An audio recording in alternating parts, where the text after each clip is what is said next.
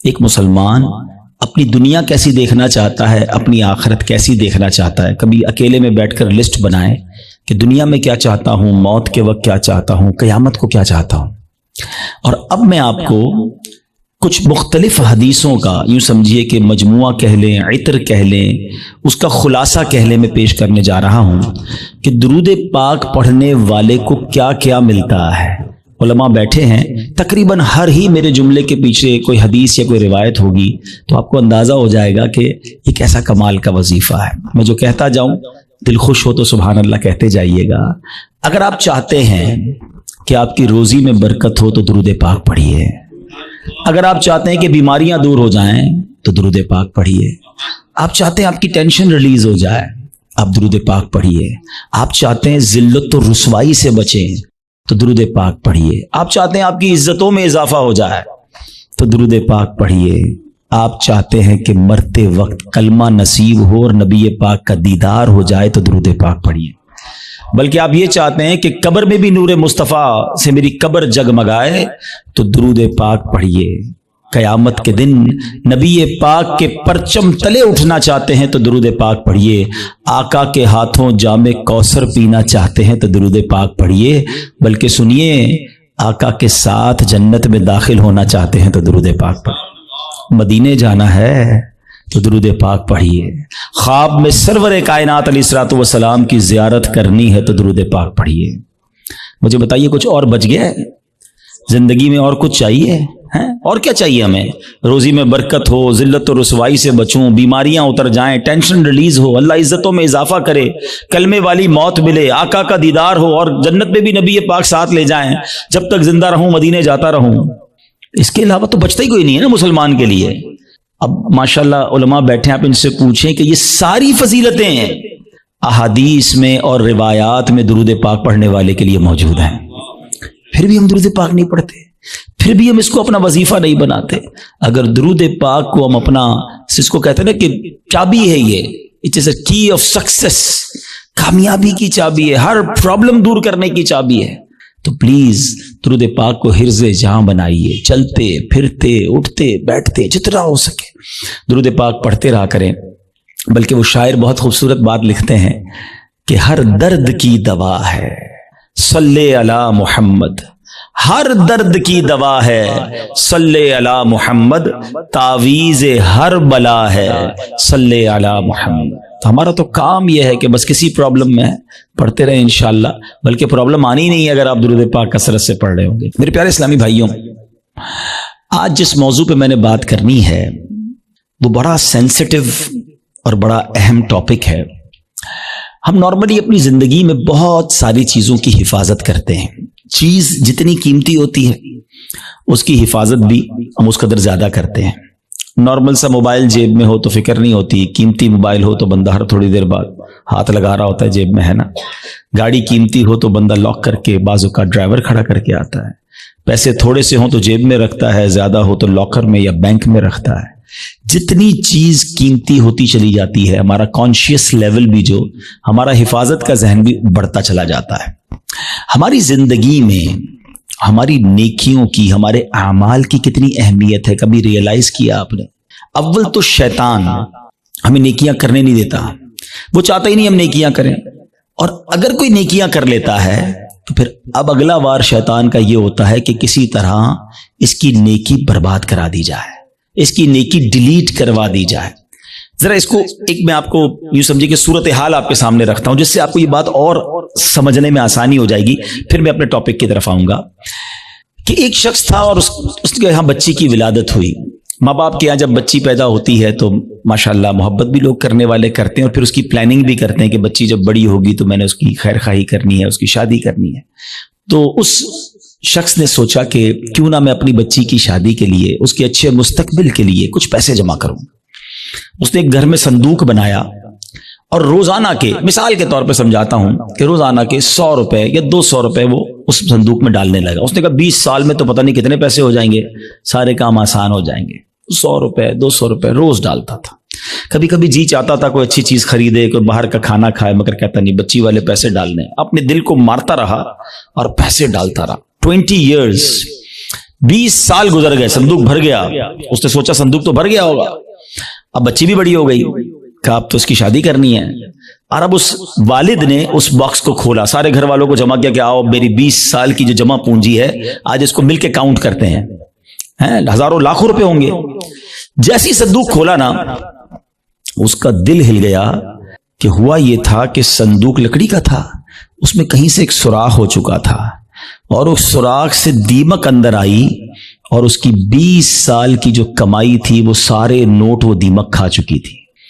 مجھے صحیح بتائیں, اپنے آپ کو اس کی جگہ رہ کر سوچیں کہ جس نے 20 سال تک اپنے پیٹ کاٹ کر, اپنی خواہشوں کو مار کر اپنی بچی کے لیے پیسے جمع کیے, اور جب 20 سال بعد اس کو خرچ کرنے کا موقع آیا, اس کو تکلیف کتنی ہوئی ہوگی کہ یار سب ختم, اب میں کہاں سے لاؤں گا. یہ تکلیف یقیناً بہت زیادہ ہے. مگر میں آج جس ٹاپک پر بات کرنا چاہتا ہوں نا, دیکھیں 20 سال بعد بھی کسی سے پیسے تو ادھار لے سکتا ہے نا, دوبارہ کما سکتا ہے, کچھ نہ کچھ سولوشن کر سکتا ہے. مگر اس شخص کی مایوسی اور اس شخص کی تکلیف کا اندازہ کیجئے کہ جو شخص زندگی بھر نمازیں پڑھتا رہا, سردی میں اٹھ کے وضو کر کے نمازیں پڑھتا رہا, رمضان میں روزے رکھتا رہا, حج بھی کیے, زکاتیں بھی دی, بہت بار شیطان نے بہکانے کی کوشش کی, وہ لڑتا رہا شیطان سے کہ نہیں میں نے گناہ نہیں کرنے.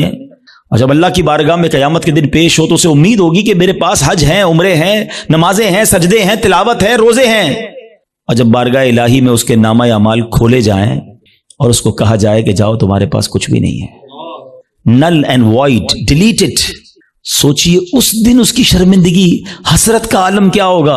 اس دن تو کوئی چانس بھی نہیں ہوگا نا کہ دوبارہ نیکیاں کر لے, ادھر تو دوبارہ کما سکتا ہے وہ شخص, مگر قیامت کے دن today is the time of action. Maula Ali فرماتے نا یہ وقت زندگی میں عمل کر سکتے ہو, قیامت کا دن عمل کا نہیں جزا کا دن ہوگا, فیصلے کا دن ہوگا. تو اس دن تو آپ کو صرف فیصلہ ہی ہونا ہے. تو اب پہلے ریئلائز کر لیجئے کہ یہ کتنا بڑا معاملہ ہے کہ اگر میرے اعمال ہی برباد ہو گئے. اب ہو سکتا ہے کسی کے ذہن میں سوال آئے کہ جناب یہ کون سی بات کر رہے ہیں کہ اعمال کیسے برباد ہو سکتے ہیں, نمازیں پڑھی ہیں, روزے رکھے ہیں, کوشش کر کے یہ اعمال کیے. آج کے دور میں نیکی کرنا بھی آسان نہیں ہے, یہی تو میں سمجھانا چاہتا ہوں آج کے بیان میں کہ آج کے دور میں واقعی نیکی کرنا اتنا آسان نہیں ہے. لیکن آپ اتنی مشکل سے نیکی کر بھی رہے ہیں, مگر اس کو سنبھال رہے ہیں کہ نہیں, اس کی حفاظت کر رہے ہیں کہ نہیں, اس کے بارے میں فکر مند ہے کہ نہیں. آپ کو پتا ہے کہ چور کیسے چوری کر کے جا سکتا ہے آپ کی نیکیوں کو. یہی میرا آج کا ٹاپک ہے. اور اب آپ دوبارہ ذہن میں سوال آ رہا ہوگا کہ بھائی بتائیں تو صحیح وہ کون سے اعمال ہیں کہ جن سے نیکیاں برباد. میں قرآن و حدیث سے آج آپ کے سامنے کچھ اعمال ایسے رکھوں گا, کچھ کام ایسے رکھوں گا کہ جس کو کرنے والے کے بارے میں فرمایا کہ اس کے اعمال برباد کر دیے جاتے ہیں. سب سے جس کو کہیں کہ اہم ترین معاملہ پتہ ہے کیا ہے کہ انسان کا ایمان چھن جائے.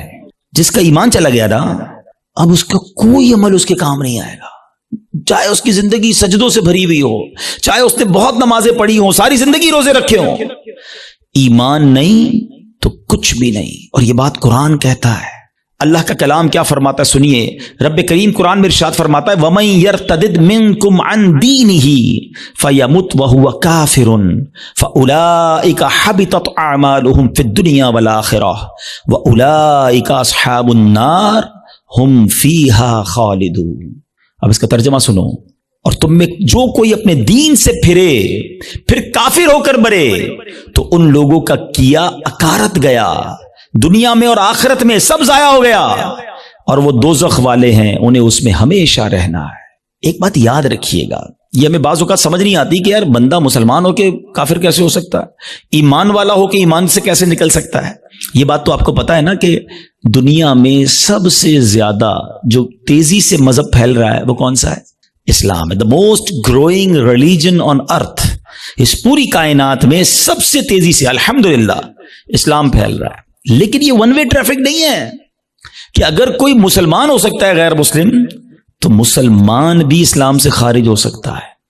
ٹھیک ہے, ایک حدیث پاک سناتا ہوں تاکہ یہ بات اور کلیئر ہو جائے گی. حدیث پاک کا مضمون ہے نبی پاک علیہ الصلوۃ والسلام نے فرمایا کہ اولاد آدم مختلف طبقات میں, مختلف کیٹیگریز میں پیدا کی گئی ہے. 4 کیٹیگریز, 4 قسم بیان کی نبی پاک نے. فرمایا ایک پہلی قسم وہ ہے کہ بعض مومن پیدا ہوتے ہیں, ایمان والی زندگی گزارتے ہیں اور ان کا خاتمہ بھی ایمان پر ہوتا ہے. ہم اللہ سے دعا کرتے ہیں کہ اللہ اس کیٹیگری میں ہمیں شامل رکھے، کیونکہ اللہ نے مسلمان ماں باپ دیے، ایمان والی زندگی دی ہے، اللہ ایمان والی موت عطا فرمائے۔ لیکن سیکنڈ کیٹیگری نبی پاک نے فرمایا کچھ لوگ کافر گھرانے میں پیدا ہوتے ہیں، حالت کفر پر زندہ رہتے ہیں اور حالت کفر پر ہی ان کی موت ہوتی ہے۔ بہت بڑی تعداد میں ایسے لوگ ہیں جو غیر مسلموں کے یہاں پیدا ہوتے ہیں، کفر والی زندگی گزارتے ہیں، کفر پر بھی مر جاتے ہیں۔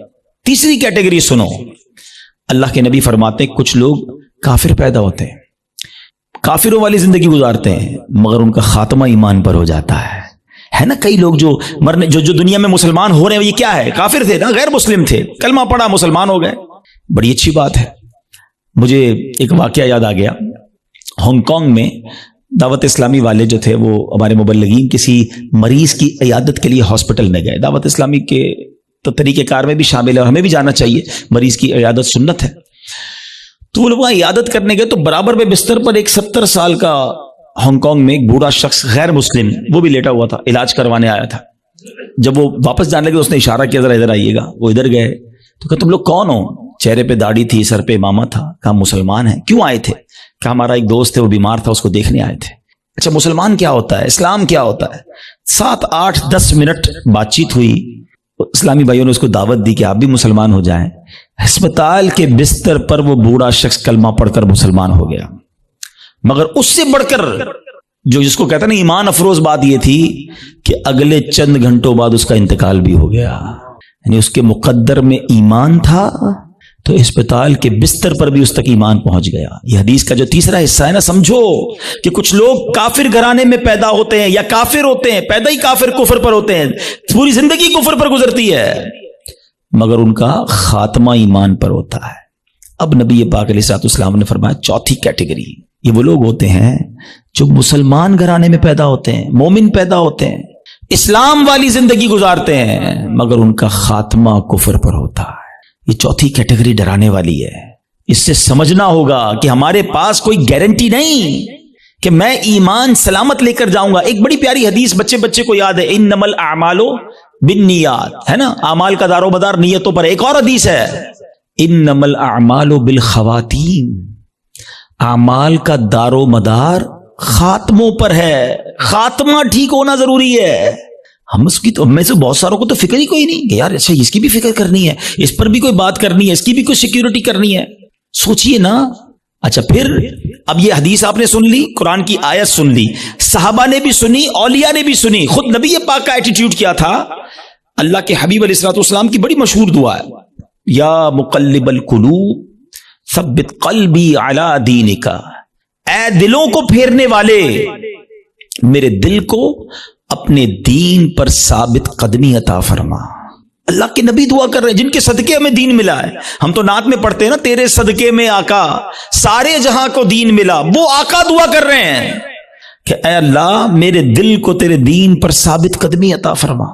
ہمارا کیا حال ہونا چاہیے؟ ہمیں ہر وقت کی فکر ہونی چاہیے، مگر nobody care about it، بات بھی نہیں کرتا کوئی۔ اعمال کو بچانے کے لیے سب سے پہلے ایمان کو بچانا ہوگا۔ اچھا اب دوسرا سوال آتا ہے کہ ٹھیک ہے حضرت سمجھ آ گیا کہ ایمان کی حفاظت کی فکر کرنی چاہیے، ایمان بڑی سینسٹیو چیز ہے، اب یہ بھی بتائیے کہ ایمان چلا کس چیز سے جاتا ہے؟ ہاں یہ اہم کوسچن ہے کہ ایمان سے بندہ خارج کیسے ہو سکتا ہے؟ اچھا پھر شیطان ہے نا، ابھی بھی ہو سکتا ہے کسی کے ذہن میں یہ بات ڈال رہا ہوگا یار کیسی عجیب سی بات کر رہے ہیں مولانا صاحب، 50 سال کا تو ہو گیا، 60 سال کا ہو گیا، ساری زندگی کلمہ پڑھا اور اب ایمان سے بھی جا سکتا ہوں۔ جناب یہ بات پہلے سمجھنی ہوگی۔ میں آپ سے ایک سوال کرتا ہوں، 70 سال کوئی بے ایمان رہا، غیر مسلم رہا، صدق کے دل سے کلمہ پاک پڑھے، مسلمان ہو جائے گا؟ ایمان میں داخل ہو جائے گا؟ ایک جملہ ہی ہے نا، مگر دل سے کہا 70 سال کی کفر کی زندگی ایک طرف، ایمان میں آتے ہی پچھلے گناہ بھی معاف ہو جاتے ہیں۔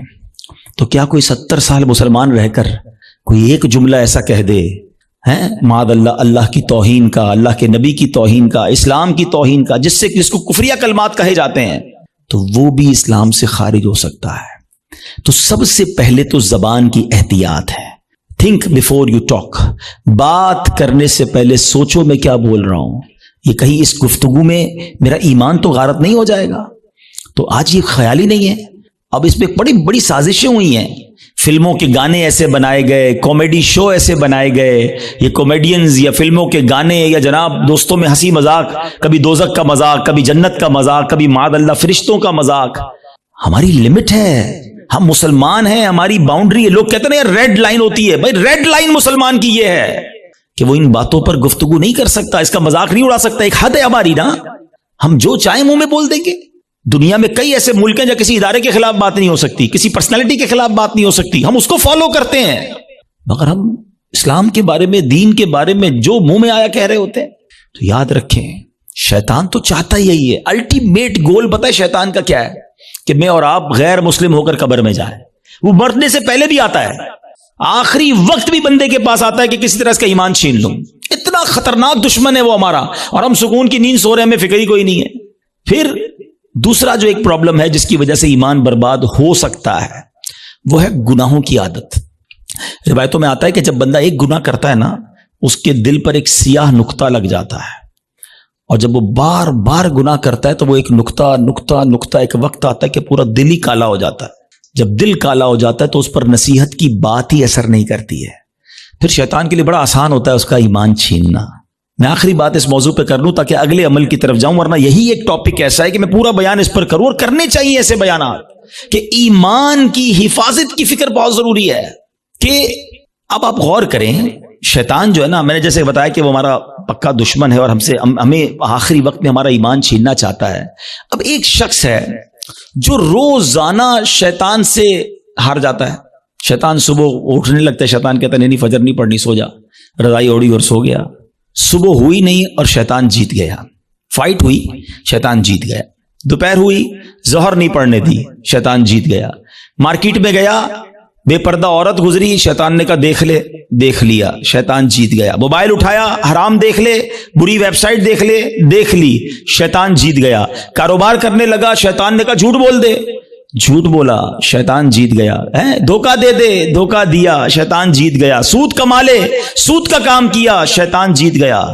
جس سے روز شیطان جیت رہا ہے، مرنے سے پہلے والی جو فائٹ ہوگی ادھر بھی تو شیطان آئے گا نا اس کو سمجھانے کے لیے کہ ایمان درست نہیں ہے، مسلمان درست نہیں ہے، اللہ کا کلمہ مت پڑھ. جو روز شیطان کی مان رہا ہے، کہیں مرنے سے پہلے بھی مان گیا تو اس کا کیا بنے گا؟ تو روز شیطان کی ماننے والے کے بارے میں یہ ڈر ہے کہ مرنے سے پہلے اس کا ایمان چھین لیا جائے گا. اور جو روز شیطان کو ہرا رہا ہے، سردی کے دن ہے، جی چاہتا ہے نہ اٹھوں، شیطان کہتا ہے سو جا، کہتا نہیں میں رحمان کا بندہ ہوں، شیطان کا بندہ نہیں. وہ فجر ادا کرتا ہے، شیطان کو ہراتا ہے. شیطان کہتا ہے حرام دیکھ، وہ نہیں دیکھتا، شیطان کو ہراتا ہے. شیطان کہتا ہے حرام کما، بڑے پیسے اس کام میں، وہ کہتا ہے نہیں حرام مجھے نہیں چاہیے. شیطان کو ہراتا ہے، بے پردگی سے اسے بچاتا ہے. وہ لڑتا ہے شیطان سے روزانہ. یہ فائٹ ساری زندگی رہے گی، یاد رکھو. اور جو روز شیطان سے لڑ رہا ہے نا، انشاءاللہ جب مرتے وقت شیطان اس کا ایمان چھیننے آئے گا نا، وہ ادھر بھی شیطان کی نہیں مانے گا، کلمہ پڑھ کر قبر میں چلا جائے گا. ہم بھول جاتے ہیں، وہ نہیں بھولتا. ہم سوتے ہیں، وہ نہیں سوتا. وہ جاگ رہا ہے، وہ ہم پر حملے کر رہا ہے، باریک حملے کرتا ہے.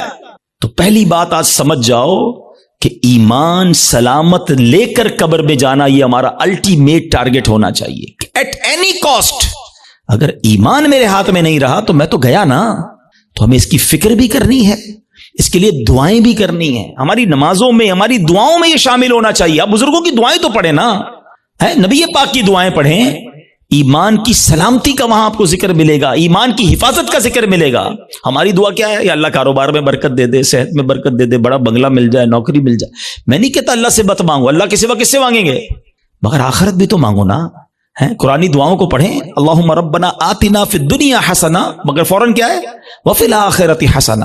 پھر آگے وقنا عذاب النار، ہمیں عذاب جہنم سے بھی بچا. تو اللہ کرے کہ ہم اپنے ایمان کی حفاظت کی فکر کرنے والے بن جائیں. ایک اور عمل، اللہ اکبر، وہ اتنا عام ہو گیا ہے کہ جس کی وجہ سے بھی اعمال برباد ہوتے ہیں. اور وہ عمل کیا ہے؟ حدیث پاک سناتا ہوں. اللہ کے حبیب علیہ الصلوۃ والسلام فرماتے ہیں، اور وہ عمل یہ ہے کہ بندہ کسی سے حسد کرے. اچھا، حسد نیکیوں کے ساتھ پتہ کیا کرتا ہے؟ نبی پاک فرماتے ہیں ایاکم والحسد فإن الحسد یأکل الحسنات کما تأکل النار الحطب. اللہ کے حبیب فرماتے ہیں حسد سے بچو، وہ نیکیوں کو اس طرح کھا جاتا ہے جیسے آگ خشک لکڑی کو کھا جاتی ہے. اب میں مثال دیتا ہوں. آپ نے لکڑی جلائی اور آگ جلائی اس پر, تھوڑی دیر بعد لکڑی کا کیا حال ہوگا؟ ختم نا, خاک ہو جائے گی. یہ پتہ کیا کرتے ہیں جو حسد کرنے والے ہوتے ہیں؟ سارا دن نمازیں پڑھی, روزے رکھے, صدقے کیے, رات آئی آگ لگائی اور سارے اعمال برباد کر دیے. یہ نیکیوں کو برباد کرنے والا کام ہے. اور حسد, اللہ اکبر, آج اتنا عام ہو چکا ہے, ہر دوسرے آدمی کو دوسرے سے حسد ہے, بلکہ بھائی کو بھائی سے حسد, بہن کو بہن سے حسد ہو گیا ہے. نبی پاک علیہ الصلوۃ والسلام فرماتے ہیں حسد سے بچو, کیونکہ حسد ایمان کو مونڈ دینے والا کام ہے. ایک اور حدیث پاک میں آتا ہے حسد ایمان کو ایسے برباد کرتا ہے, حدیث پاک کا مضمون ہے جیسے سرکہ ایلوا شہد کو برباد کر دیتا ہے. اب سرکے کو شہد میں ڈالے, شہد کا کیا حال ہوگا؟ فرمایا یہ ایمان برباد کرنے والی بیماری ہے. مگر آج کوئی کسی کو خوشحال دیکھنے کے لیے تیار ہی نہیں ہے. اچھا بعض اوقات پتہ کیا ہوتا ہے جب اس طرح کے بیان ہوتے ہیں, میں نے کہا نا یہ لڑائی جاری رہے گی, اس بیان کے دوران بھی شیطان ساتھ چل رہا ہوگا, کسی کے ذہن میں سوال کر رہا ہوگا, یار مولانا صاحب بات تو ٹھیک کر رہے ہیں مگر میں تو حسد نہیں کرتا. وہ آپ کو یہ سب کلیریفائی کر رہا ہے کہ بات ٹھیک ہے مگر میں تو حسد نہیں کرتا. نہیں, ایسے نہیں شیطان کو حملہ کرنے دیں گے, آج مقابلہ کریں گے انشاءاللہ.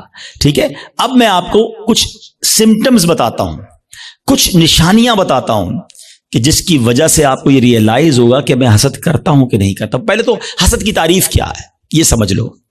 حسد کی تعریف یہ ہے, دا ڈیفینیشن آف جیلسی, کہ اگر کسی شخص کو کوئی نعمت ملے تو میرا دل یہ چاہے کہ یہ نعمت چھن کر مجھے مل جائے یا کم از کم اس کی برباد ہو جائے. یہ حسد ہے, یہ جہنم میں لے جانے والا کام ہے, حرام. حسد کی ایک جائز صورت بھی ہے, اس کو حسد نہیں کہتے, اس کو ہماری اردو زبان میں رشک کہتے ہیں, عربی میں غبطہ کہتے ہیں. وہ کیا ہے کہ جب کسی کو نعمت ملے تو بندہ کہے یا اللہ اس کو دیے مجھے بھی دے دے. اس میں کوئی حرج نہیں ہے, یہ اچھی بات ہے, اس میں جائز ہے یہ. لیکن جو دوسری والی سائیڈ ہے وہ بہت زیادہ بڑھ گئی ہے. ٹھیک ہے, پہلے تعریف پتہ چل گئی, اب کچھ نشانیاں بتاتا ہوں, چیک کر لیتے ہیں. اگر ٹھیک ہے میرے اندر نہیں تو پھر صحیح ہے, پھر تو اللہ کا شکر ہے میرا دل صاف ہے. اگر گڑبڑ ہے تو پھر علاج بھی بتاؤں گا. اب پہلے تو لیبارٹری ٹیسٹ کر لیتے ہیں ایک دوسرے کا. چیک کیجئے آپ کی لائف میں کوئی ایسا ہے. اچھا یہ ایک اور پہلے بات بتا دوں, حسد جو ہے نا ہوتا ہی اس سے جس کو ہم جانتے ہیں, جس سے تعلق ہوتا ہے. جس سے تعلق نہیں اس سے حسد نہیں ہوتا. ہمیں فیصلہ آباد میں رہ کر برازیل کے کسی شخص سے حسد نہیں ہو سکتا, ہم جانتے ہی نہیں اس کو, پتہ نہیں کیا کر رہا ہے. حسد کس سے ہوگا؟ یا تو کسی دوست سے ہوگا, یا کسی رشتہ دار سے ہوگا, یا اپنی فیلڈ کے کسی بندے سے ہوگا. آپ کاروبار کرتے ہیں نا, کسی کاروباری اپنے کسی کاروباری سے ہو جائے گا, اپنے کسی رشتہ دار سے ہو جائے گا, اپنے کسی دوست سے, اپنے کسی قریب پڑوسی سے ہو سکتا ہے, جس کو آپ جس کے ساتھ آپ کا انٹریکشن ہے نا, آپ اس سے حسد کر سکتے ہیں. اب چیک یہ کرنا ہے کہ میں کسی سے حسد کرتا ہوں کہ نہیں. ٹھیک ہے, میں نے آپ کو باؤنڈری بتا دی ہے. اب میرا لیبارٹری ٹیسٹ کہہ لیں, مدنی لیبارٹری ٹیسٹ کرتا ہوں. اب میں آپ کو 2-3 ایگزامپلز بتاتا ہوں. اپنے آپ سے خود ہی سوال کریں, مجھے جواب نہیں دینا, آپ نے اپنے آپ سے ہی سوال کرنا ہے. پہلا سوال, دنیا میں کوئی ایک بندہ ایسا ہے, یا عورت بھی ہو سکتی ہے, رشتہ دار بھی ہو سکتی ہے, کہ یار جب بھی اسے کوئی خوشی ملتی ہے نا, نعمت ملتی ہے, ترقی ملتی ہے, دولت ملتی ہے, شہرت ملتی ہے, تو مجھے پرابلم ہوتا ہے, مجھے مزہ نہیں آتا. پہلا سوال, اپنے دل میں جواب رکھیے گا, مجھے بس بتائیے گا. دوسرا سوال, کوئی ایسا ہے کہ جب اس کی تعریف میرے سامنے ہوتی ہے تو مجھے ذرا بھی مزہ نہیں آتا. میں کہتا ہوں کوئی اور بات کرو نا یار, اس کا ذکر کیوں کر رہے ہو؟ ایسا ہوتا ہے نا کبھی کبھی کہ ہمارے سامنے کسی کی تعریف کرتے ہیں, وہ بھائی نہیں یار ان کا کاروبار بہت آگے بڑھ گیا, یار وہ تو بڑے مشہور ہو گئے, ہاں ان کو تو بڑے لوگ عزت دیتے ہیں, یار اس کی بات چھوڑو یار, کوئی اور بات کرو. اگر کوئی ایسا ہے کہ اس کے بارے میں جب مجھ سے کوئی بات کرتا ہے اور یہاں پین فیل ہوتا ہے, میں بات بدلتا ہوں. دس از دا سیکنڈ کوسچن. ٹھیک ہے, یہ دوسرا ٹیسٹ ہے. اب تیسرا ٹیسٹ ہے, کوئی ایسا ہے کہ جب اس کا نقصان ہو جائے, بدنام ہو جائے, اس کا پیسہ برباد ہو جائے, معاذ اللہ اس کی فیکٹری میں آگ لگ جائے, اس کا گھر تباہ ہو جائے, یا اس کے گھرانے میں کوئی جھگڑا ہو جائے, اس کی فیملی تتر بتر ہو جائے, تو اندر ہی اندر خوشی ہوتی ہے, ہاں یار اب مزہ آیا, ہاں میں تو چاہتا یہی تھا یہ برباد ہو جائے. These are the 3 symptoms. یہ 3 سوال ہیں آپ سے, جواب مجھے کوئی نہ دے, اپنے دل سے پوچھو. اگر کسی کے بارے میں ان تینوں میں سے کوئی ایک بھی کیفیت ہے نا, تو پھر حسد اور کس کو کہتے ہیں؟ جناب آپ بیمار ہو چکے ہیں, ڈاکٹر کہتا ہے نا آپ کے ٹیسٹ کے بعد شوگر ہو گئی ہے بھائی, بلڈ پریشر ہو گیا, اب ہن احتیاط کرو, تو تسی ہن احتیاط کرو, تواڈے دل وچ حسد آ گیا ہے. اگر ان تینوں میں سے کوئی ایک بات کا جواب ہاں میں آ رہا ہے, اور کوئی بندہ یا کوئی رشتہ دار عورت یا فیملی کا کوئی ممبر ذہن میں آ رہا ہے, آپ کو پتا ہے اتنا مکار ہے شیطان, بہن کو بہن سے حسد کرا دیتا ہے. کیسے؟ ایک بہن خوشحال ہے اپنے سسرال میں، دوسری بیچاری غریب ہے، اب اس کے دل میں ڈال دے گا یہ ترقی کر رہی ہے، میں پیچھے رہ گئی، برباد نیکیاں اچھا جس سے حسد کر رہے ہیں نا ہم اس کا بگاڑ کچھ نہیں سکتے. ایک اور بات سن لینا، آج حسد اتنی خطرناک بیماری ہے کہ حسد ہو گیا تو جل خود ہی رہا ہوں میں، اس کا کچھ نہیں بگڑ رہا، وہ ترقی کیے جا رہا ہے، نہ رات کو نیند آ رہی ہے اسی کے بارے میں سوچی جا رہا ہوں، دل الگ جل رہا ہے. قیامت کی آگ تو الگ ہے، ابھی سے دل جل رہا ہے. یہ اتنی خطرناک بیماری ہے. حسد کے دنیاوی سمٹمز بتاؤں آپ کو. ہمیں بہت سارے لوگ ملتے ہیں، آ کر کان میں کہتے ہیں، کبھی پرچی دیتے ہیں، نیند نہیں آتی، سکون نہیں ہے، میں سوچتا بہت ہوں. جس کو بھی یہ پرابلم ہے نا چیک کر لے، اس نے کسی نہ کسی کا حسد پالا ہوا ہے، کیونکہ وہ ترقی کیے جا رہا ہے، تمہاری نیند اڑتی جا رہی ہے، تم سوچتے ہی اس کے بارے میں ہو. پرابلم ہوتی ہے یار، ایک اور فیکٹری، ایک اور بنگلہ لے لیا، ایک اور کوٹھی لے لی، ایک اور گاڑی لے لی. ارے بھائی لے لی تو تمہیں کیا پرابلم ہے؟ اتنی خطرناک یہ بیماری ہے کہ چین نہیں لینے دیتی بندے کو. یہ سوچئے گا، یعنی اس کے دنیاوی نقصان بھی ہے نا. میں اپنی فیملی سے ڈسٹرب ہو گیا، میں اپنی لائف سے ڈسٹرب ہو گیا کیونکہ میں نے کسی کا حسد دل میں پال لیا. یار اس کو تو میرے محلے میں کوئی نہیں جانتا تھا، آج یہ پوری دنیا میں پاپولر ہو گیا، اس کو اتنی عزت کیسے مل گئی؟ میں بھی تو ایک اچھا یہ پتہ ہے صرف عام لوگوں میں نہیں، یہ علماء میں حسد ہو جاتا ہے، نعت خوانوں میں آپس میں حسد ہو جائے گا. جو جس فیلڈ کا ہوگا نا، ہم جس فیلڈ کے، ہمیں اپنی فیلڈ والے سے حسد ہو سکتا ہے. اچھا اس کا بیان اتنا اچھا ہو گیا، اس کی آواز اتنی اچھی ہو گئی. شیطان مردود کہ کوئی خوبصورت ہوتا ہے اس سے حسد ہو جاتا ہے. بہت ساری چیزوں سے حسد ہوتا ہے، دولت سے، شہرت سے، خوبصورتی سے، طاقت سے، اقتدار سے، کوئی بھی نعمت ملے. اچھا اب سمر ٹیسٹ ہو گیا، لیبورٹری ٹیسٹ کا رزلٹ اپنے پاس ہی رکھیے گا، ٹھیک ہے. اب خدا نہ خواستہ میرے کسی بھائی کو اگر حسد ہو گیا ہے تو اس کو کلیریفائی کرنے کا طریقہ بھی بتا دیتا ہوں، اس کا علاج بھی بتا دیتا ہوں. اس کا علاج یہ ہے کہ سب سے پہلے تو آپ یہ ریئلائز کریں کہ مجھے حسد کس سے ہوا ہے. اچھا حسد کس سے ہوا اور کیوں ہوا ہے؟ کسی کے مال سے ہو جاتا ہے، کسی کی خوبصورتی سے ہو جاتا ہے، کسی کی شہرت سے ہو جاتا ہے، واٹ ایور کوئی ریزن ہوگا نا، وہ ریزن پہلے آپ ریئلائز کر لیں. پہلا طریقہ یہ ہے، پہلا علاج یہ ہے کہ آپ اللہ سے دعا کریں کہ اللہ میرے دل کو حسد سے پاک کر دے، میرے دل کو گندگی سے پاک کر دے، دل کی ساری بیماریوں سے پاک کر دے. ایک تو دعا ہے، اللہ کریم ہے، قبول فرما لے گا تو دل پاک ہو جائے گا. دوسرا دعا میں اس بندے کو بھی شامل کر لیں کہ اللہ اس کے مال میں اور برکت دے دے. اگر وہ اس کے حسن سے پرابلم ہے، اللہ اس کے حسن میں اور برکت دے دے. اس کی شہرت سے پرابلم ہے، اللہ اس کی شہرت میں اور برکت دے دے. ہاں ہے یہ تھوڑا مشکل، یہ اینٹی بائیوٹک ہے نا، علاج ہو رہا ہے نا. اب آپ جب کسی کے لیے دعا کریں گے نا کہ یا اللہ اس کے مال میں اور برکت دے دے، اور تھوڑے دنوں بعد آپ کو کوئی بندہ آ کے بتائے گا یار اس کی ایک اور فیکٹری لگ گئی، تو آپ کہیں گے میں بھی تو دعا کرتا تھا لگنی تھی فیکٹری. تیسرا طریقہ ایک اور ہے حسد سے نکلنے کا، کہ جس سے حسد ہوا ہے نا اس کو تحفہ دے. حدیث پاک کا مضمون ہے تحفہ دو محبت بڑھے گی. ہاں لیکن یہ بتا کے مت دینا کہ بھائی تیرے سے حسد ہو گیا تھا تحفہ لے کر آئے ہوں، مولانا صاحب نے کہا اور گل خراب ہو جائے گی، تو بتانا نہیں اس کو. ہاں بتانا چلے اس کو. اچھا ایک بات اور سمجھ لو آپ، جس سے حسد ہوا ہے نا اس کو کوئی پرابلم نہیں ہے، پرابلم مجھے ہے، ٹھیک مجھے ہونا ہے. اس کو تو شاید نیکیاں مل رہی ہوں گی اگر کوئی اس کے بارے میں غیبت کر رہا ہے، بدگمانیاں کر رہا ہے. ہمیں اپنا علاج کرنا ہے. میرے اعمال بڑے تھوڑے ہیں. وہ شاعر کہتے ہیں نفس بدکار نے دل پر یہ قیامت توڑی، عمل نیک کیا بھی تو چھپانے نہ دیا. ایک تو نیکی ہوئی نہیں، ہوئی تو بچائی نہیں. تو دو باتیں ہو گئی آج کے بیان میں، ایمان کی حفاظت اور اپنے آپ کو حسد سے بچانا ہے. ایک اور عمل بڑا خطرناک ہے اور اس کو شرک اصغر کہا گیا، اور وہ بڑا باریک ہے، شیطان کا ایسا خطرناک وار ہے کہ پتہ بھی نہیں چلنے دیتا، اور وہ ہے ریاکاری. اچھا ریاکاری کیا ہے؟ دکھلاوا. بندے کو بڑا جی چاہتا ہے یار میں نیکی کروں نا، پتا تو چلے میں نے کیا کیا ہے. یار کمال ہے، اتنا چندہ دیا اور کوئی اعلان ہی نہیں، اتنے سجدے کیے، پتہ ہی نہیں کسی کو کہ کمرے کے اندر جا کے کتنے نفل پڑھتا ہوں، تہجد پڑھتا ہوں. تو اب نیکی کر، پہلے تو مشہور تھا نیکی کر دریا میں ڈال، اب تو نیکی کر فیس بک پہ ڈال، ہر چیز سوشل میڈیا پہ ڈالنی ہے. تو یہ جو دل کی چاہت ہے نا اندر سے، یہ سمجھو یہ بڑا باریک وار ہے. اور احادیث میں ریاکاری کے بارے میں اس قدر شدید روایتیں ہیں کہ اللہ کے حبیب علیہ الصلوۃ والسلام فرماتے ہیں کہ جب لوگ اپنے اعمال لے کر آئیں گے نا اللہ کی بارگاہ میں، اگین وہی والی بات، باکس والی بات یاد ہے نا کہ باکس کھولا تو کچھ نہیں. ریاکار جب اللہ کی بارگاہ میں اعمال لے کر آئیں گے تو ریاکاروں سے کہا جائے گا ان کے پاس جاؤ جن کے لیے تم ریاکاری کرتے تھے، انہی سے جا کے اپنا اجر لے لو. اللہ فرمائے گا میرے پاس کچھ بھی نہیں ہے، لوگوں کو دکھانا تھا نا، جاؤ ان سے جا کے لے لو اجر. ہمارا کیا ہوگا اگر ہمارے روزے، ہمارے حج، ہمارے عمرے، ہمارے صدقے اگر یہ کہہ دیا گیا؟ اور یہ اتنا باریک وار ہے شیطان کا کہ پتہ بھی نہیں چلتا. کہیں نہ کہیں بہانے سے ہم سے وہ ریاکاری کراتا ہے. وہ مشہور حدیث آپ نے کئی بار سنی ہوگی کہ قیامت کے دن اللہ کی بارگاہ میں سب سے پہلے ایک شہید کا فیصلہ ہوگا. اس سے کہا جائے گا تو نے کیا کیا؟ اللہ فرمائے گا میں نے تجھے اتنی نعمتیں دی. وہ مانے گا یا اللہ ہاں مجھے نعمتیں ملی. حدیث کا خلاصہ ہے اللہ فرمائے گا تو نے کیا کیا؟ کہ یا اللہ میں نے تیری راہ میں جہاد کیا, لڑتے لڑتے شہید ہو گیا, جان دے دی تیری بارگاہ میں. یعنی آپ سوچو یار, جان دینے سے بڑھ کر تو کچھ نہیں ہے نا. مگر اللہ کی طرف سے کیا ارشاد ہوگا؟ تو جھوٹا ہے, تو نے اس لیے یہ عمل کیا کہ تجھے بہادر کہا جائے, مجاہد کہا جائے, تجھے کہہ لیا گیا. اے فرشتوں اس کو جہنم میں ڈال دو. شہید جہنم میں. کیوں؟ نیت اللہ کی رضا کی نہیں تھی نا, شہرت کی تھی, لوگوں کو پتا چلے. اب اللہ کی بارگاہ میں ایک سخی لایا جائے گا. اے اللہ کی راہ میں خرچ کرنے والوں غور سے سنو. وہ سخی اللہ کی بارگاہ میں لایا جائے گا. اللہ فرمائے گا میں نے تجھے بہت مال دیا. کہے گا ہاں یا اللہ تو نے مال دیا, مگر میں نے تیری راہ میں دل کھول کر خرچ کیا. میں خلاصہ کہہ رہا ہوں, میں نے تیری راہ میں دل کھول کر خرچ کیا. ارشاد ہوگا کہ تو جھوٹا ہے, تو نے اس لیے کیا کہ تجھے سخی کہہ لیا جائے. اے فرشتوں اس کو بھی اٹھا کر جہنم میں ڈال دو. دنیا میں سخی مشہور ہو گئے تھے نا, بس اب جہنم میں جاؤ.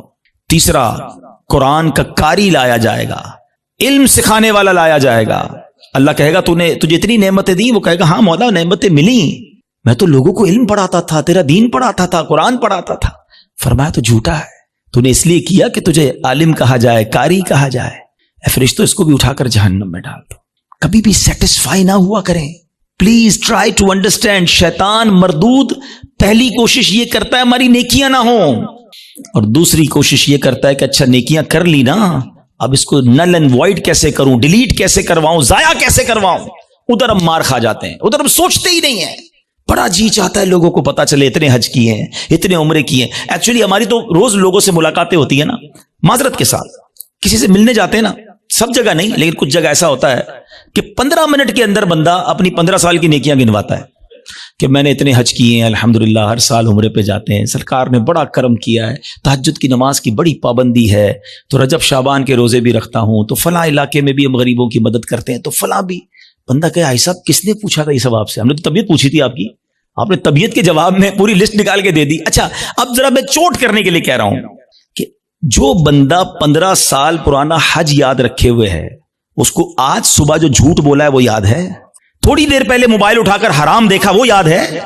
آدھے گھنٹے پہلے غیبت کی تھی وہ یاد ہے؟ آج دن میں کئی گناہ ہوئے وہ یاد نہیں, اور 20 سال 25 سال پرانی نیکی یاد ہے جو بار بار لوگوں کو بتائی جا رہا ہوں. پوچھے یہ کیوں؟ دیکھیں مجھے بتانے سے مجھے تو کوئی نقصان نہیں ہوا, آپ کا کہیں لاس تو نہیں ہو گیا. انما الاعمال بالنیات. اللہ کی بارگاہ میں ہماری نیتیں کیا ہیں ہم سوچیں. تہجد تو اکیلے میں پڑھتا ہے نا بندہ, لیکن کبھی ہم نے پڑھ لی تہجد, اب پیٹ میں درد ہو رہا ہے, سامنے والے کو کیسے بتاؤں کہ تہجد پڑھی ہے؟ بس یار آج بہت تھکا ہوا ہوں. خیریت کیوں تھکے ہوئے حاجی صاحب؟ تو الحمدللہ تہجد میں اٹھ جاتا ہوں نا. اچھا آپ تہجد بھی پڑھتے ہیں؟ او ہن دل وچ ٹھنڈ پی گئی, اینو پتہ چل گیا اسی تہجد گزار نے. وہ نہیں بلو ٹک آتا ہے واٹس ایپ پہ میسج ریسیو, ہمیں لگتا ہے میری عبادت اس کو ریسیو ہو گئی, اور ساڈے دل وچ ٹھنڈ پی گئی, اور اللہ کے بندے ریسیو بھی ہو گئی, ادھر سے ڈیلیٹ بھی ہو گئی. کیوں بتانا ہے؟ میں جانوں میرا رب جانے ہے. یہ سمجھو بات کو, یہ بڑی باریک شیطان کا وار ہے. مسجد میں چندہ دیں, امام صاحب کو اسپیشل پرچی جاتی ہے, ذرا حاجی صاحب کے لیے اعلان کریں, ذرا کولر لگایا حاجی صاحب نے, مسجد کے پنکھے فلاں حاجی صاحب نے لگائے, قالین فلاں حاجی صاحب نے. کیوں؟ آپ قالین لگا دیں, رب ثواب دینے والا ہے. میں ہر کسی اچھا اب اگین میں دیکھیں ہر اپنے ٹاپک میں شیطان کا ایک وار بھی انکلوڈ کر رہا ہوں. ابھی شیطان پتہ ہے کیا وار کر رہا ہوگا؟ ہائے ہائے اتنا مردود ہے نا, یہ اس بیان میں بھی ہمیں کوئی اور بندہ یاد دلا رہا ہوگا, یہ عبدالحبیب بھائی صحیح کہہ رہے ہیں, یہ فلاں آدمی ہے نا مسجد میں اعلان کرواتا ہے, وہ فلاں آدمی ہے نا نیکیاں بڑی بتاتا ہے, وہ ہمیں کوئی اور یاد دلا رہا ہوگا, ہمیں اپنے بارے میں فیصلہ نہیں کرنے دے گا. ہمارے پاس کوئی پیرامیٹر نہیں ہے کہ ہم کسی کو ریاکار کہہ سکیں, کیونکہ اگر نیکی کوئی اعلانیہ اس لیے کر رہا ہے کہ لوگوں کو ترغیب ملے تو اس کو ثواب ہے. کیا ہے انما الاعمال بالنیات. میں اپنے دل کو تو چیک کر لوں, ہم اپنے دل کو سب چیک کریں, رائٹ لیفٹ نہیں دیکھنا. کہ میں جب اعلان کرنے کی سوچتا ہوں, میں جب واٹس ایپ یا فیس بک پہ لگاتا ہوں, میں جب دوستوں کو بتاتا ہوں قرآن اتنا پڑھا, تلاوت اتنی کی, بس یار آج آفس پہ غریب بندہ آیا تھا بڑا پریشان تھا, میں نے تو یار اس کو فوراً 25,000 روپے دے دیے, یہ کس لیے کہا؟ اگر اچھی نیت ہے تو ٹھیک ہے, ورنہ ہم جانتے ہیں کہ سامنے والا کہے اچھا ماشاءاللہ یار اللہ آپ کو سلامت رکھے. پلیز شیطان کے وار کو سمجھو. میں نے آپ کے سامنے حدیث رکھی ہے کہ شہید جہنم میں جائے گا, وہ شہید جو جہاد کر رہا ہے مگر دکھاوے کے لیے کر رہا ہے، وہ سخی جہنم میں جائے گا جو کروڑوں لاکھوں روپے خرچ کر رہا ہے مگر دکھاوے کے ساتھ کر رہا ہے اللہ کے لیے۔ ایک چپتا ہوا سوال کر کے اگلے ٹاپک کی طرف جاتا ہوں۔ اپنے آپ سے میں بھی سوال کرتا ہوں، میں خود اپنے آپ سے بھی سوال کرتا ہوں، میرے اور آپ کے پاس ایسی کتنی نیکیاں ہیں جو فقط میں جانوں اور میرا رب جانے؟ کبھی اکیلے میں سوال کرنا اپنے آپ سے کہ کسی کو نہیں پتا، دنیا میں کسی کو نہیں پتا، بس میں جانوں میرا رب جانے۔ ثواب تو اس سے ہی لینا ہے نا، جنت میں تو اسی نے مجھے داخل کرنا ہے اپنے کرم سے، میں کیوں دنیا والوں کو بتاؤں؟ اچھا، پھر اخلاص، ریاکاری کے اگینسٹ کیا ہے؟ اخلاص۔ اخلاص کی تعریف پتہ ہے کیا ہے؟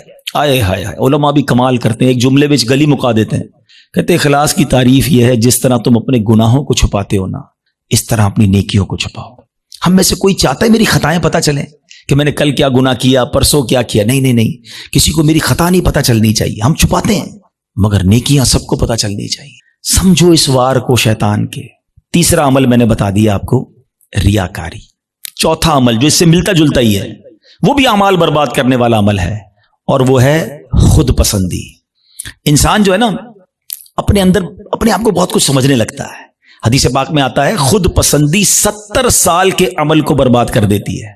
آئے ہائے، میں 70 سال نمازیں پڑھوں، 70 سال روزے رکھوں، صدقے خیرات کروں، اور ایک خود پسندی میرے سارے اعمال برباد کر دے۔ ایک بزرگ کے بارے میں آتا ہے، اپنے بچے کے ساتھ کہیں سفر پر جا رہے تھے، تو جب سفر پر جا رہے تھے تو سرائے خانہ آیا، رات کو سو گئے قافلے والوں کے ساتھ۔ باپ بیٹے اٹھے اور تہجد کی نماز پڑھی۔ جب تہجد پڑھی نا تو بیٹے نے ابو کو کہا، ابو یہ کیسے لوگ ہیں، سارے سوئے ہوئے ہیں، کوئی بھی نہیں اٹھا تہجد کے لیے۔ تو والد نے بیٹے کو بڑا کمال کا جواب دیا کہ بیٹا تو بھی سویا رہتا تو اچھا ہی تھا۔ سمجھائی بات؟ یہ جملہ بڑا کمال کا ہے۔ آپ تہجد پڑھ کر دوسروں کو حقیر سمجھنے لگے نا، اور اپنے آپ کو میں نے تہجد پڑھی، دیکھو یار یہ سب سو رہے ہیں۔ یہی تو خود پسندی ہے کہ اپنے آپ کو کچھ سمجھ رہے ہیں، اس کا اپنا ہی کمال سمجھ رہے ہیں، اللہ کی عطا نہیں سمجھ رہے اسے۔ خود پسندی نہیں آنی چاہیے۔ 70 سال کے عمل برباد کرنے والا میں نے عمل آپ کے سامنے رکھا ہے۔ اب میں آخری بات، ایسے بہت سارے اعمال ہیں لیکن ظاہر ایک بیان میں سارے تو نہیں ڈسکس کر سکوں گا نا، میں کوشش کروں گا یا کوشش کر رہا ہوں کہ وہ اعمال زیادہ ڈسکس کروں جو بہت زیادہ پینیٹریٹ کر گئے، وہ ہمارے درمیان آ چکے ہیں اور ہماری نیکیاں برباد ہو رہی ہیں اس سے۔ Try to understand, try to secure your good deeds. اچھے اعمال کو بچانے کی فکر کرو نا، ہے ہی تھوڑے، اور وہ بھی برباد ہو گئے تو بنے گا کیا میرا؟ اور اب وہ کیا ہے؟ وہ قرآن کہتا ہے، وہ کیا ہے؟ قرآن کہتا ہے یا ایھا الذین آمنوا لا تبطلوا صدقاتکم بالمن والاذی، اے ایمان والو اپنے صدقے باطل نہ کرو احسان جتا کر اور تکلیف دے کر۔ یہ بھی بہت بڑا مسئلہ ہے۔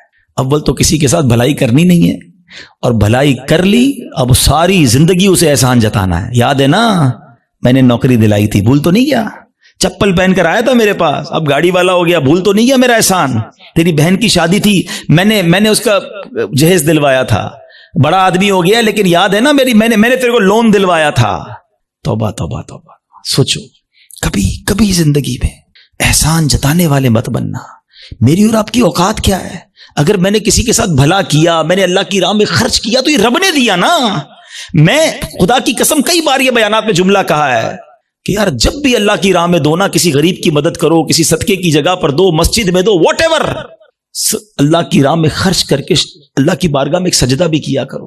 اللہ تیری مہربانی، تو نے دینے والا بنایا، مجھے مانگنے والا نہیں بنایا ہے۔ آج میرا کوئی ملازم، میرا کوئی غریب رشتہ دار میرے دروازے پر آ کر کہے کہ بھائی جان میری بچی کی شادی ہے اور مجھے فرنیچر چاہیے، ہم احسان جتائیں گے؟ سوچو میں بھی کسی کے دروازے پر کھڑا ہو سکتا تھا، مجھے آج اللہ نے دیا ہے نا، اگر نہ دیا ہوتا تو میں بھی اپنی بچی کی شادی کے لیے کسی کے دروازے پر کھڑا ہوتا، میں بھی کسی دوست کے پاس جاتا کہ ماں ہاسپٹل میں اور علاج کے پیسے نہیں ہیں۔ یہ صرف میرے رب کی مہربانی ہے کہ لوگ میرے پاس آ رہے ہیں اور میں انہیں دے کر جتاؤں گا۔ نہ کرو ایسا، اللہ کے لیے مدد کیا کرو، اللہ کا شکر بھی ادا کیا کرو۔ یہ سارا صدقہ ضائع ہو جائے گا۔ آپ مسجد میں دے کر، مدرسے میں دے کر، دینی کاموں میں دے کر رسید بھی لے لیں، مگر رسید تو رہ جائے گی، ثواب چلا گیا اگر آپ کی نیت دکھاوے کی ہے، آپ کی نیت اللہ کی رضا کی نہیں ہے، یہ صدقے باطل ہو جائیں گے۔ قرآن کہتا ہے نا۔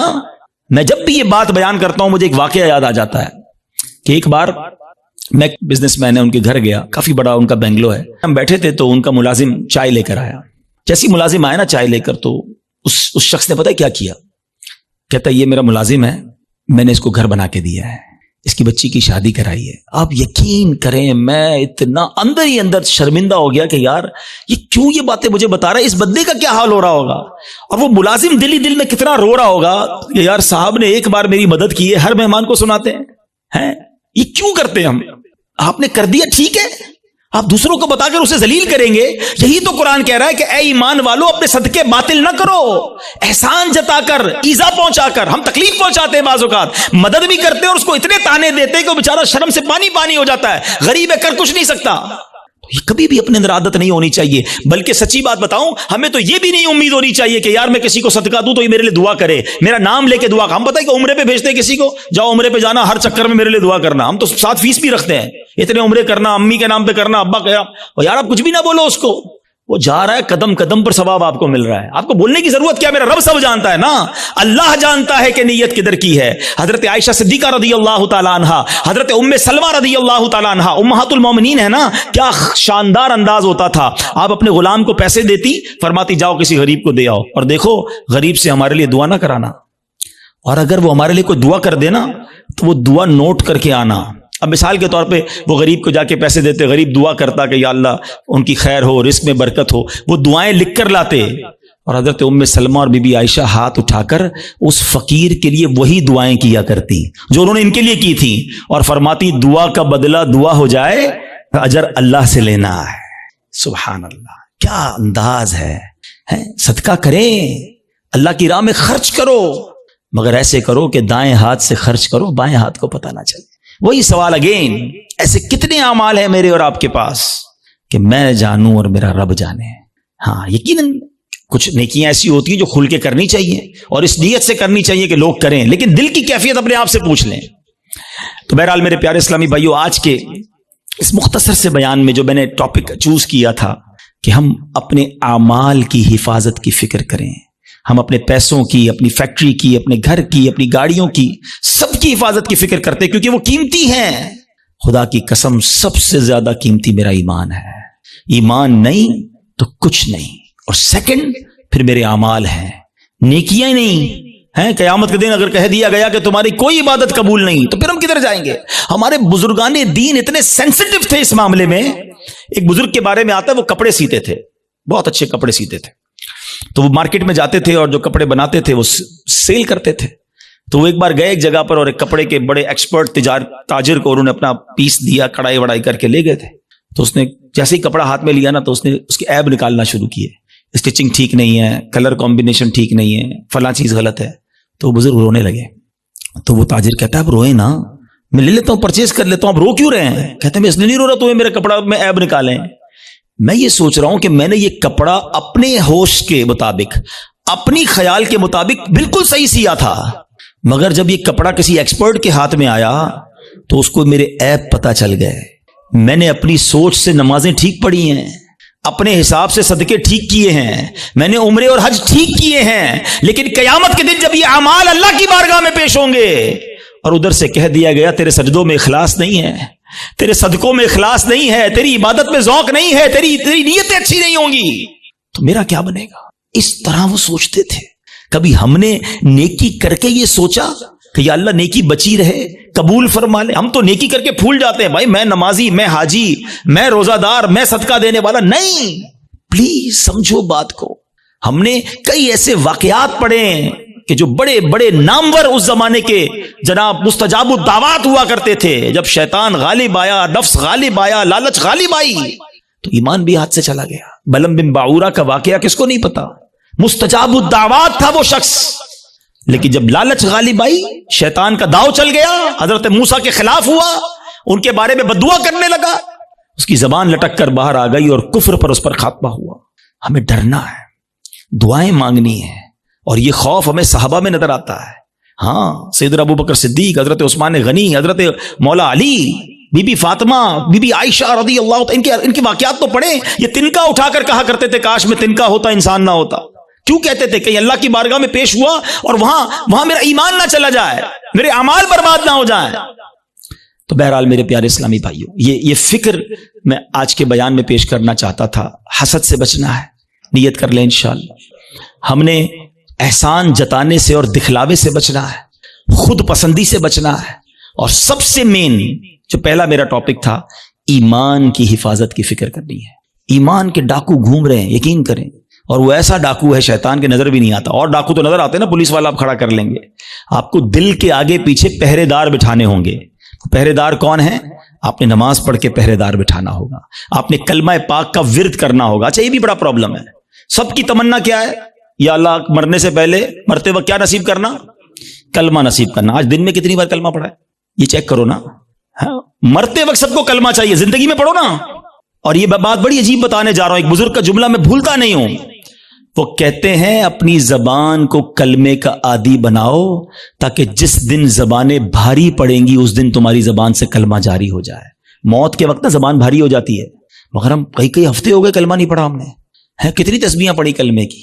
روز کم از کم ایک تسبیح، 100 بار کلمہ۔ اچھا، آپ کو پتہ ہے حدیث پاک میں افضل الذکر کہا گیا، سب سے افضل اگر کوئی ذکر ہے تو وہ لا الہ الا اللہ محمد الرسول اللہ۔ پورا کلمہ پڑھیں یا کم از کم لا الہ الا اللہ کا ورد کریں، اور آخر میں 3 بار محمد الرسول اللہ صلی اللہ تعالی وسلم پڑھ لیں، تاکہ میری زبان کلمے کی عادی رہے۔ اور جو چیز عادی ہوتی ہے نا، وہ پتہ کب نکلتی ہے؟ آخری بات، چلیں یہ بھی ایک بڑی دلچسپ بات بھی ہے، اور اللہ کرے کہ میرے بیان سے کوئی یہ میسج لے جائے۔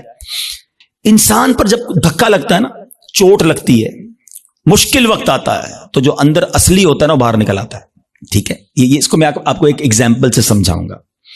ایک شخص تھا، بادشاہ کے پاس آیا، کئی زبانوں کا ماہر، ایکسپرٹ، اس کی زبان اتنی فلوئنٹ تھی کہ اس نے چیلنج کیا کہ میری اوریجنل زبان پہچان کے بتائیں، عربی بھی تو انگلش بھی تو اردو بھی تو فرینچ بھی، جس زبان میں بات کریں اس زبان میں وہ جواب دے، بڑی فلوئنٹ جواب دے۔ کوئی نہیں پہچان سکا۔ ایک شخص آیا، کہتا بادشاہ سلامت، مجھے تھوڑا ٹائم دے، میں اس کو پہچان لوں گا۔ کہا کیسے؟ کہا مجھے اس کے ساتھ ہی رکھ دیں اپنے محل میں۔ ان دونوں کو ایک ہی کمرہ دے دیا۔ صبح ہوئی تو وہ بندہ کمرے سے باہر نکلا، جب سیڑھیوں پہ آیا تو پیچھے سے اس نے اسے دھکا دے دیا، وہ لڑکھڑاتا ہوا نیچے گرا، اور اب اس کو برا بھلا کہنا شروع کر دیا، گالیاں نکالنا شروع کر دی۔ کہا بادشاہ سلامت، جس زبان میں گالیاں دے رہے نا، یہ اس کی اصل زبان ہے۔ جب بندے کو جھٹکا لگتا ہے نا، تو اس کا اصل باہر آتا ہے۔ اس کو اور آسان سمجھا دیتا ہوں۔ کوئی سالن لے کر، پیالہ لے کر ہمارے قریب سے گزرے، اس کو ٹھوکر لگے گی تو برتن سے کیا نکلے گا؟ سالن گرے گا نا۔ اور اگر کوئی پانی کا پیالہ لے کے جا رہا ہے، اس کو ٹھوکر لگائیں گے تو کیا گرے گا؟ تو جو ٹھوکر لگتی ہے نا، جو اندر ہوتا ہے نا، وہی باہر نکلتا ہے۔ اب مثال دیتا ہوں، آپ موٹر سائیکل پہ جا رہے ہیں، گاڑی پہ جا رہے ہیں، اچانک بریک لگا، ایکسیڈنٹ ہونے سے بچے آپ، کیا نکلا زبان سے؟ کچھ لوگوں کی زبان سے اس وقت گالی نکلتی ہے، اور کچھ لوگوں کی زبان سے ماشاءاللہ اس وقت بھی یا رسول اللہ نکلتا ہے، لا الہ الا اللہ نکلتا ہے، یا غوث اعظم نکلتا ہے۔ کیوں؟ اندر اچھا بھرا ہوا ہے۔ جب جھٹکا لگانا تو اندر والا باہر آ گیا۔ اور ہم نے دیکھا ہے اس وقت کئی ایسے لوگ ہوتے ہیں جن کی زبان سے اس وقت بھی گالی نکلتی ہے، بری بات نکلتی ہے، ارے تیری تو، کیوں؟ اندر گندا بھرا ہوا ہے۔ اپنے برتن کو صاف رکھنا، موت کے وقت ایک جھٹکا لگنا ہے، اور جب جھٹکا لگے نا تو میری زبان کلمہ پڑھ لے، میری زبان میرے آقا کا نام لے لے، میری زبان درود پاک پڑھ لے۔ اندر اچھا ہونا چاہیے، بری محفلیں چھوڑ دو، برے دوست چھوڑ دو، ورنہ یہ گندگی بھر جائے گی دل میں۔ اور روزانہ کم از کم 100 بار نیت کرو کہ کلمہ پاک پڑھیں گے انشاءاللہ۔ ہاں، ابھی کلمے پڑھتے رہو، تاکہ مشکل وقت جب آئے، جب سکرات کے وقت زبان بھاری ہو جائے، تو میری زبان کلمہ پڑھنے والی بن جائے۔ تو انشاءاللہ کلمے کے عادی بن جاؤ، اور ایسے دوستوں سے بچو، ایسی محفلوں سے بچو جہاں کفریہ باتیں کی جاتی ہیں۔ میرے رضا نے تو 100 سال پہلے کہہ دیا تھا کہ سونا جنگل، رات اندھیری، چھائی بدلی کالی ہے، سونے والو جاگتے رہیو، چوروں کی رکھوالی ہے۔ اور چور بھی کیسا ہے شیطان؟ آنکھ سے کاجل صاف چرا لے، یا وہ چور بلا کے ہیں، تیری گٹھڑی تاکی ہے اور تو نے نیند نکالی ہے۔ تیرا ایمان چھیننے آیا ہے اور تو سو رہا ہے، تجھے فکر ہی نہیں۔ تو بہرحال الحمدللہ دعوت اسلامی کے اس پیارے ماحول میں ہمیں ایسی سوچ دی جاتی ہے کہ ہم اپنے اعمال کی حفاظت کی فکر کریں، اپنے ایمان کی حفاظت کی فکر کریں۔ پہلے تو نیکیاں کرنی ہیں، اور ضرور کرنی ہیں، مگر پھر اس کو بچانا ہے، اس کی سیکیورٹی کی فکر کرنی ہے۔ اور میں نے آج چند باتیں بتائیں۔ میں آخر میں ایک بک سجیسٹ کرنا چاہوں گا۔ ایک کتاب ہے جس کتاب سے میں نے آج بیان کیا، یہ بھی مکتبۃ المدینہ کی مہربانی ہے، دعوت اسلامی کی یقین کریں مہربانی ہے۔ اگر میں آپ کو کہوں یار حدیثیں جمع کرو اور ڈھونڈو اس میں کون کون سی چیزیں جو اعمال برباد کریں گی، ہم کہاں سے ڈھونڈیں گے؟ اللہ کی رحمت سے دعوت اسلامی والوں نے ایک پوری کتاب بنا دی ہے، ساری وہ حدیثیں اور قرآن کی آیتیں جمع کر دیں کہ جس میں نبی پاک نے اور اللہ کے پیارے کلام نے ہمیں بتایا کہ یہ وہ عمل ہے جو تمہاری نیکیاں برباد کر دیں گے۔ وہ کتاب لیں اس کو پڑھیں. تو بہرحال آج انشاءاللہ یہ آپ نے اور میں نے عزم کر کے جانا ہے، اب شیطان کو نیکیاں نہیں برباد کرنے دوں گا. ایسے کیسے برباد کرنے دوں؟ اتنی مشکل سے نیکی کماؤں اور میری برباد کر دے ایک جھٹکے کے اندر. آپ کے پیسے کو چھین لے کتنا برا لگتا ہے کہ یار میں آج سارا دن محنت کر کے اپنے بچوں کے لیے پیسے کما کے آؤں اور رات کو آؤں اور اپنے پیسوں کو آگ لگا دوں. کوئی نہیں کرنے دے گا. یہ ہم حسد کر کے نیکیوں کو آگ لگا دیتے ہیں. تو انشاءاللہ آج کے بعد اپنی نیکیوں کی حفاظت کریں گے انشاءاللہ. اور نیکیاں بڑھانے اور نیکیوں کی حفاظت کرنے کے لیے اللہ کی رحمت سے دعوت اسلامی کا ماحول آپ کے سامنے ہے. اس ماحول سے وابستہ رہیں، دعوت اسلامی کے اجتماعات میں آتے رہیں، مدنی چینل دیکھتے رہیں. اس طرح کے مزید بیانات سنتے رہیں گے تو انشاءاللہ آپ کو سیکھنے کو ملتا رہے گا انشاءاللہ عز و جل. اور مدنی قافلوں میں بھی سفر کریں. اللہ کریم ہم سب کا جمع ہونا اپنی بارگاہ میں قبول فرمائے.